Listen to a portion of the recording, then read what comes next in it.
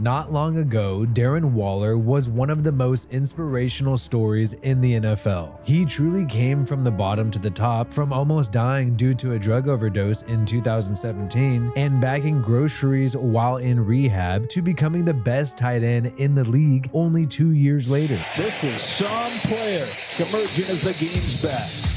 He's bigger and faster than everybody. Like Darren Waller, you can't cover.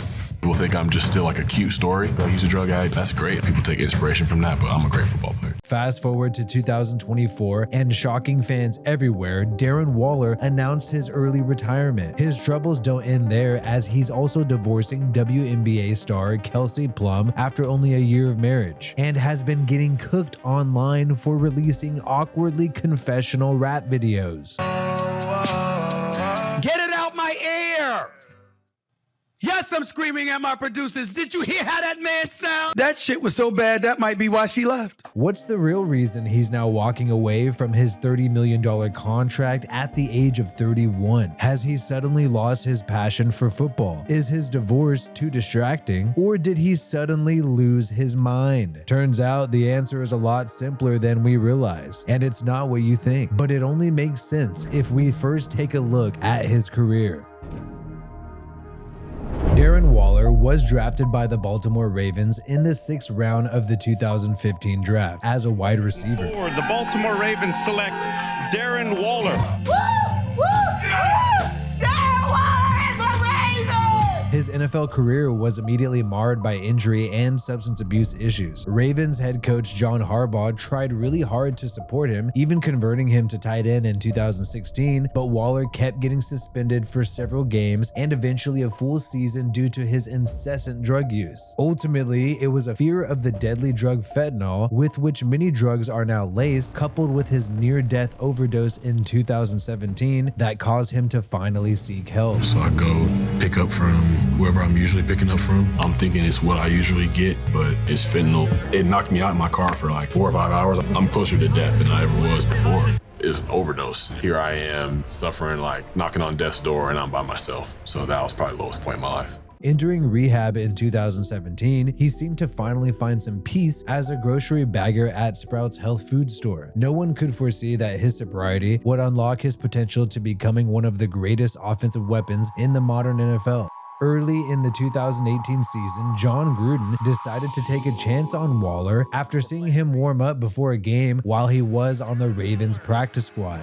He was on that Baltimore practice squad, and they were playing the Raiders, and because he was inactive, he didn't have a uniform on, but he was just out there running routes and catching balls. And John Gruden said, "Who is that guy?"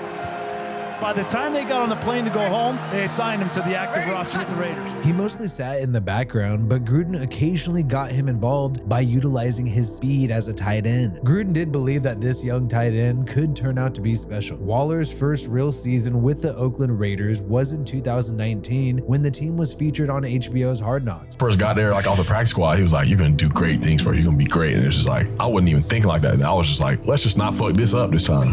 While Antonio Brown was the now infamous star of the show, Waller was already garnering attention as a secret sleeper about to go off. And go off he did. He shocked everyone in his breakout 2019 season and cracked the top 100 for the first time at number 99. He followed it up with a historic season in 2020, during which his 107 receptions ranked first among tight ends, while his yardage was only second to Travis Kelce. This time after 2020, his fellow players ranked him 35th out of 100. In 2020, Waller also broke Tim Brown's Raiders single-season reception record, a record Waller still holds as of 2024. I know Tim Brown. I got a great history with him, and I know what an unbelievable player he was. And when you start throwing around Tim Brown's name and you say you're breaking Tim Brown's record, you're in rare territory. Best tight end in the league.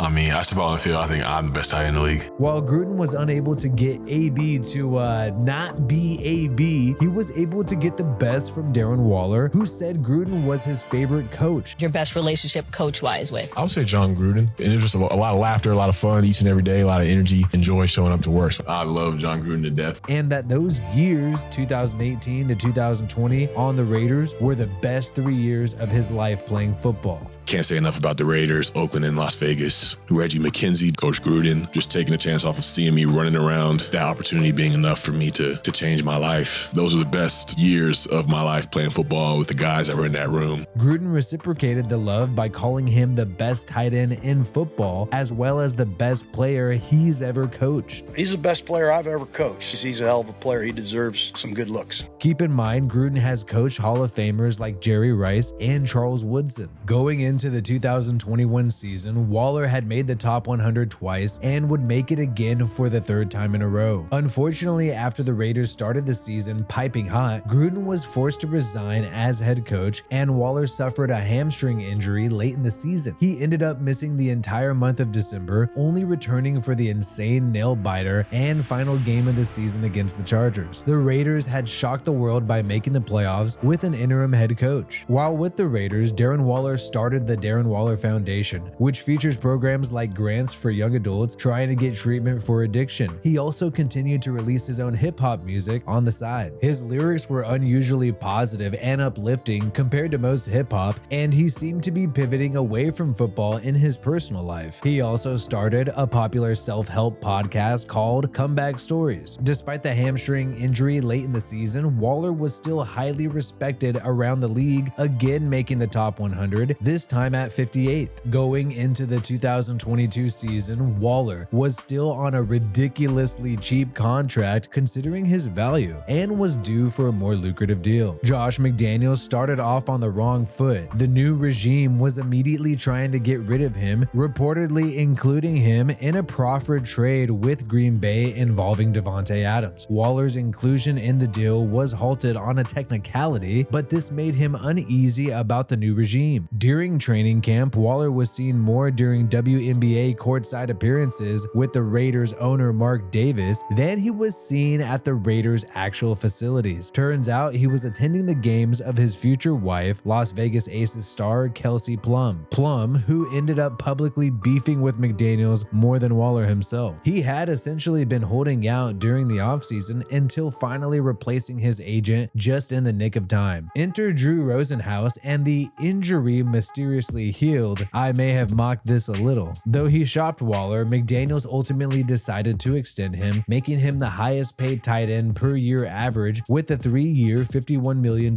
contract. Everything looked sunshine and daisies now that Waller was locked in by the new regime. However, fans saw shockingly little of him during the season. Waller's official reason for reduced playing time was formally reported as a nagging hamstring injury, and while this was undoubtedly true, he also seemed to lose playing time for other mysterious reasons. In early 2023, Waller was planning on marrying Kelsey Plum in a private wedding. They had even asked McDaniels for his discretion with the press. Never the romantic, McDaniels immediately told the press about the wedding. But don't worry, McDaniels made it up to Waller and traded him on his honeymoon. Waller graciously defended McDaniels' accident to the press. I eventually told Josh, and that's how he knew and was able to, by mistake, tell the reporters that my wedding was happening. Michael Lombardi, the father of McDaniels' offensive coordinator Mick Lombardi, blasted Waller on his podcast, claiming Waller went MIA during the bye week. I'm getting ready to pay you $11 million. We redid your contract. It's on the bye week. You went home and didn't even talk to anybody. Just went home and left a message saying, hey, find me. I don't care. I'm going to Southern California. I got to see kids. Turns out that his absence was excused by McDaniels, as it was a private wedding proposal to Plum. Lombardi was forcing Waller to clarify his personal life to the world, despite the couple trying to keep their engagement private. So that's how he left the Raiders, but he saw his new stint with the Giants as a much-needed fresh start. His contract with the Raiders carried over via trade as the New York Giants received Waller for a third-round pick, the same third-round pick they received for trading away former Giants first-rounder wide receiver Kadarius Toney to the Chiefs. Is Kadarius Toney a better rapper than Darren Waller?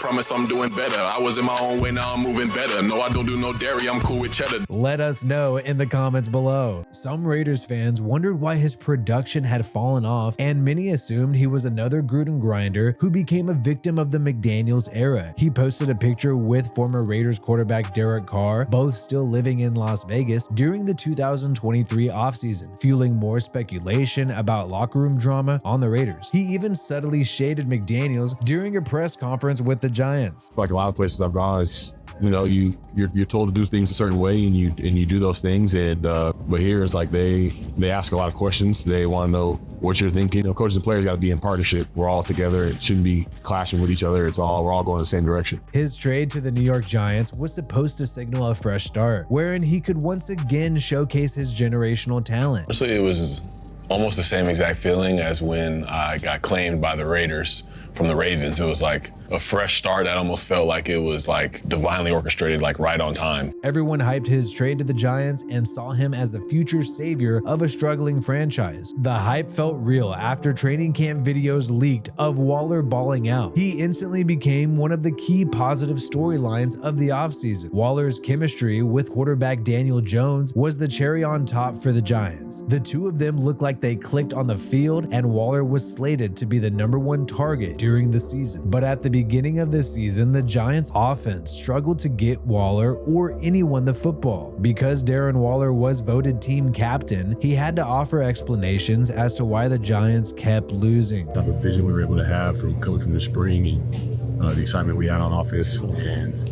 I just don't know, man. I ain't got a lot of words right now. I'm sorry. On this post after a game against the Seahawks where Darren Waller said he does not have a lot of words right now, there is a reply to Waller's comment saying he's coming from the Raiders and has no words as to how bad the Giants are. The Raiders may have struggled a lot, but the Giants' struggles literally left him speechless. Another tweet read, "They had this dude right behind Kelsey as the best tight end in the NFL. Now he has disappeared." To make matters worse, Waller, who'd been nursing an on-again, off-again hamstring injury since the 2021 season with the Raiders, announced that his hamstring issue was not the hamstring at all, but a longer-term nerve issue. He announced this right after the disastrous Week 1 game against the Cowboys, who shut out the Giants 40-0. Daniel Jones ended up suffering injuries throughout the season, being replaced by Tommy DeVito, who enjoyed the shortest-lived hype train in league history, to career backup Tyrod Taylor. It wasn't until Week 7 when Waller finally caught his first touchdown of the season. Taylor to the end zone. Waller! Touchdown! And finally! The Giants were 1-6 at the time, and Jones was already out for Tyrod Taylor. Then, in Week 8, Waller would suffer an injury against the Jets when the Giants had broken an embarrassing record, with -9 passing yards, the fewest in franchise history in a single game. What's odd is despite the underperforming season for Waller's standard, he was leading the Giants in receiving yards when he got injured. He finished the 2023 season, appearing in 12 games with 552 yards and 1 touchdown. The Giants were a mess, but Waller admitted that his injuries had been slowing him down the past few years. In his personal life, Waller's brand new marriage to WNBA star Kelsey Plum seemed to have deteriorated in less than a year. Late January 2024, Waller published a TikTok video suggesting that his quote-unquote girl was about to leave him.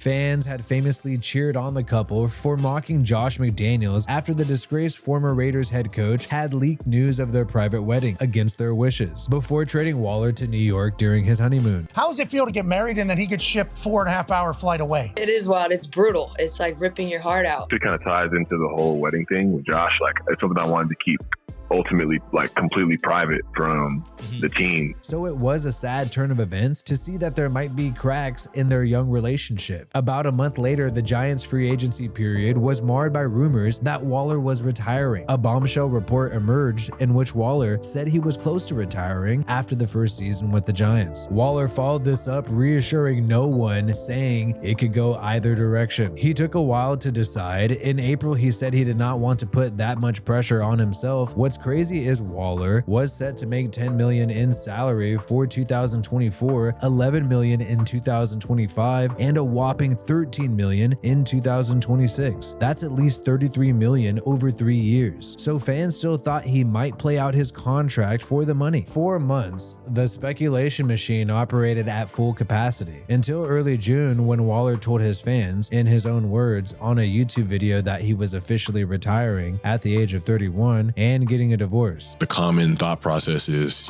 how could you leave money like that on the table, which is excess of $30 million over the next 3 years. Up to this point, Twitter users, excited by a player in distress, speculated that Waller had gone off the deep end psychologically. People are probably like, this dude's losing his mind a little bit. This was mostly because Waller had released a very emo music video starring an actor portraying his future ex-wife who literally stabbed him in the back.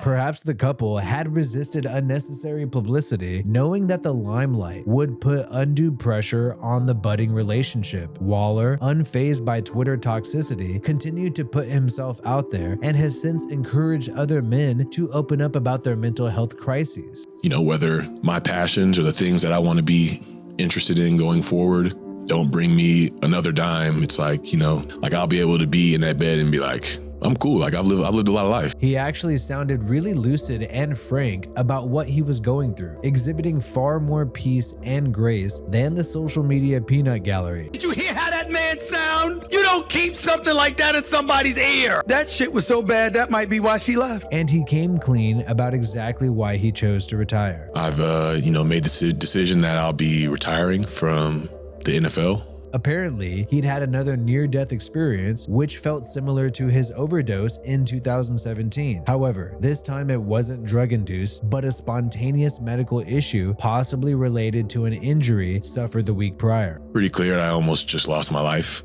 And I don't know if I really feel like if I would have died that I would have felt great about how my life was going if I died. While it ultimately sounds like injury and illness pushed Darren Waller into early retirement, he seemed to also have suggested that he'd lost his passion and enthusiasm for the game. And it's because of this lack of passion and lack of fulfillment on the inside that I feel like I need to numb myself to distract from. But John Gruden and Frank Smith were able to inspire him and maximize his potential back during 2018 to 2020, or in his words, the best 3 years of his life in football. But after the joy evaporates and the drudgery sets in, having another near-death experience stemming from illness and injury renders football more trouble than it's worth. At least now he knows what he's capable of, even if he's choosing to deny the public the alluring spectacle of his future growth and potential as a player. Hats off to him for doing right by himself, and I genuinely hope he finds peace and good health outside of the league.